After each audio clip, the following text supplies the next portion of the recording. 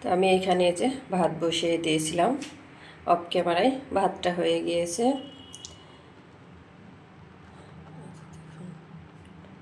ভাত হয়ে গিয়েছে।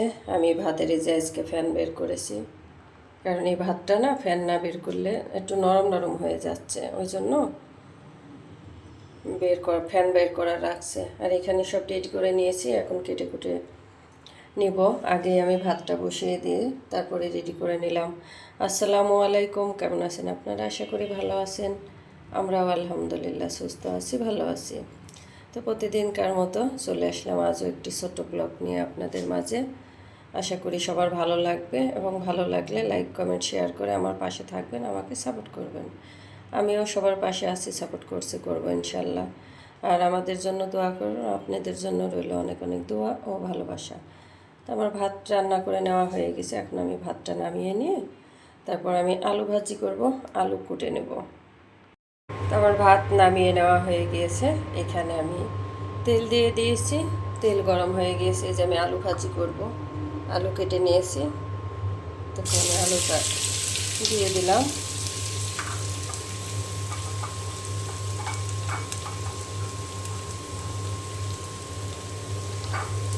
এখন দিয়ে দেব আমি পেঁয়াজ কুচি আর কাঁচামরিচ।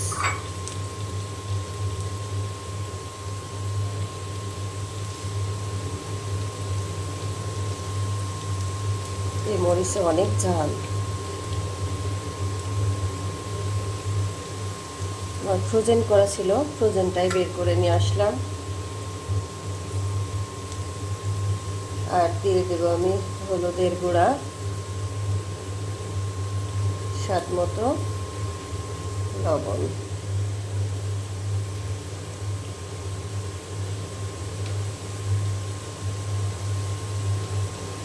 আলু ভাজি যে অনেকটাই হয়ে এসেছে, আমি আর একটু হয়ে গেলে তারপরে নামিয়ে নেব। আর এই ফ্রাই প্যানে আমার রান্না করতে মানে ভাজি করতে মন চায় না, কেন জানি না, এটা খালি লেগে যায়। আর এই যে আমি অফ ক্যামেরায় ভাত গামলায় নিয়ে নিলাম, ভেজে নিলাম। আর আলু ভাজি, আর সাথে আমি পাতলা ডাল রান্না করবো, মুগ ডাল পাতলা করে রান্না করব। তারপর আলু ভাজিটা হয়ে গিয়েছে, আমি এই যে এখানে নামিয়ে নিয়েছি। আর এখানে আমি মুগ ডাল দিয়ে দিয়েছি। মুগ ডাল কিন্তু আমি ভাজিনি, পাতলা করে রান্না করব। আর এখন দিয়ে দিলাম আমি রসুন কুচি, কাঁচামরিচ, পেঁয়াজ কুচি। তো এখন আমি খুব ভালো করে সিদ্ধ করে নেব।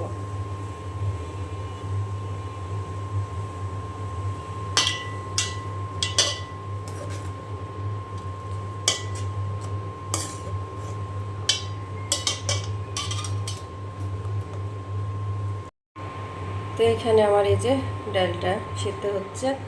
আর এখানে আমি আলু ভাজিটা এই যে বাটিতে বেড়ে নিলাম।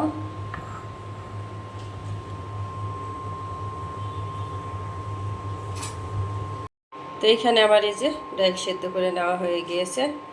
আমি স্বাদ মতো লবণ আর অল্প পরিমাণে হলুদের গুঁড়া দিয়ে দিয়েছি। এখন খুব ভালো করে আমি ঘন্ট করে নেব। তো এখানটায় সকালবেলায় বসে থাকতে কিন্তু ভালো লাগে, ঝিরিঝিরি বাতাস আসছে। তুমি বন্ধু কালা পাখি, আমি যেন কি বসন্তকালে তোমায় বলতে পারিনি। সাদা সাদা কালা কালা রং জমেছে, সাদা কালা সাদা সাদা কালা কালা রং জমেছে, সাদা কালা হয়েছি আমার মন পাগলা বসন্তকালে। তুমি বন্ধু কালা পাখি, আমি যেন কি বসন্তকালে তোমায় বলতে পারিনি। বসন্তকালে তোমায় বলতে পারিনি। তো এখানে আমি তেলে পেঁয়াজ আর রসুন দিয়ে দিয়েছি। এখন আমি ভালো করে পেঁয়াজ রসুন একটু গোল্ডেন করে ভেজে নেব। আর এই পাশে তো যে ডাল ফুটিয়ে নামিয়ে রেখেছি।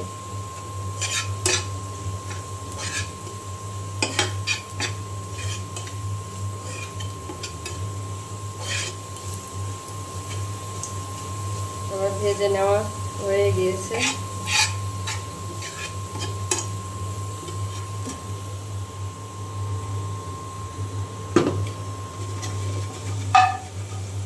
এখন আমি ডালের মধ্যে দিয়ে দিলাম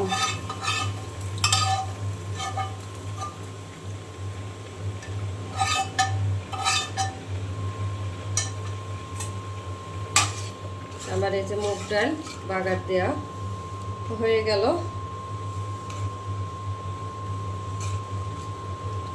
মুগ ডাল পাতলা করে রান্না করে নিলাম। খুব বেশি পাতলা করিনি, একটু ঘন ঘনই আছে। তো এখানে আমি ডিম ভাজি করব।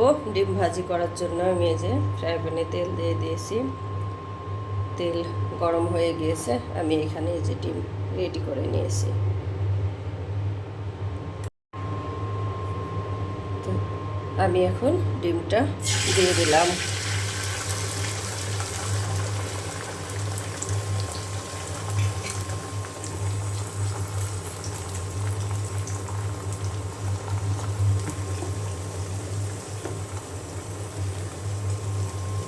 আর এই পাশে তো যে ডাল রান্না হয়ে গিয়েছে, নামিয়ে নিয়েছি।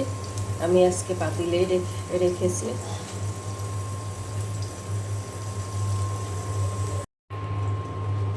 আমার এক পাশ হয়ে গিয়েছে।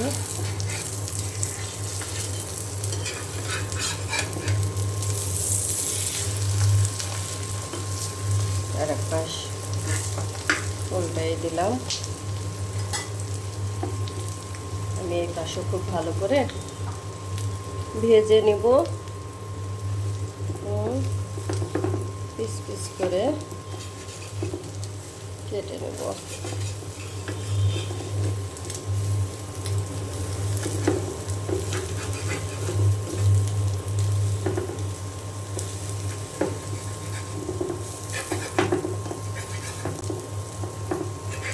কারেন্টের চুলাতে খালি নড়াচড়া করে। তারপর ডিম এই যে ভেজে নেওয়া হয়ে গিয়েছে। এখন আমি উঠিয়ে নিব। একটু মুসমুসে ভাজিটা পছন্দ করে আমার মেয়েরা, ওই জন্য আমি একটু মুসমুসি করে ভেজে নিলাম। তো রান্না করছি আর এই পাশে সব কাজ যে সেরে নিচ্ছে একে একে। লেবু কেটে নিলাম, কারণ লেবুটা আমাদের প্রচুর লাগছে অনেক, ওই জন্য এই যে লেবু কেটে নিলাম। যেহেতু ডাল রান্না করলাম, চার সাথে লাগছে, এমনিতেই লেবু পানি খাচ্ছি।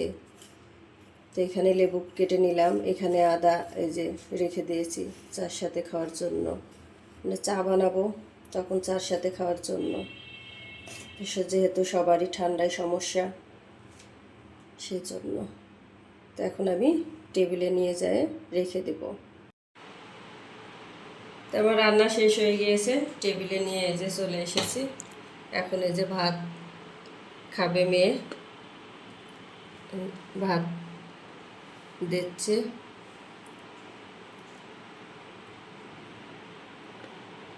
তো আমাদের আজকে সিম্পলের মধ্যে খাবার দাবার, আলু ভাজি, ডাল, ডিম ভাজি, ভাত।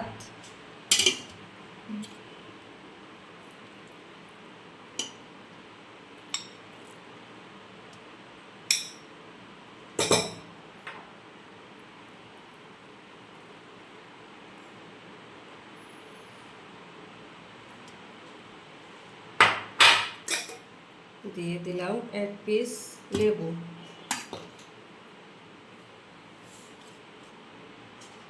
আর ডালটা পরে দেব। তো ভিডিওটি আমি আজকে এখানেই শেষ করব। যদি ভালো লাগে লাইক কমেন্ট শেয়ার করে আমার পাশে থাকবেন, আমাকে সাপোর্ট করবেন। আর আমরা সবাই কম বেশি অসুস্থ, আমাদের জন্য অনেক দোয়া করবেন, আমরা যেন তাড়াতাড়ি সুস্থ হয়ে যাই, ভালো হয়ে যাই। আর আজকে একটা ছোট ব্লগ, তো সবাই ব্লগটি ফলোয়ার্স করবেন। আপনাদের জন্য রইল অনেক অনেক দোয়া ও ভালোবাসা। আমাদের জন্য সবাই দোয়া করবেন। আসসালামু আলাইকুম।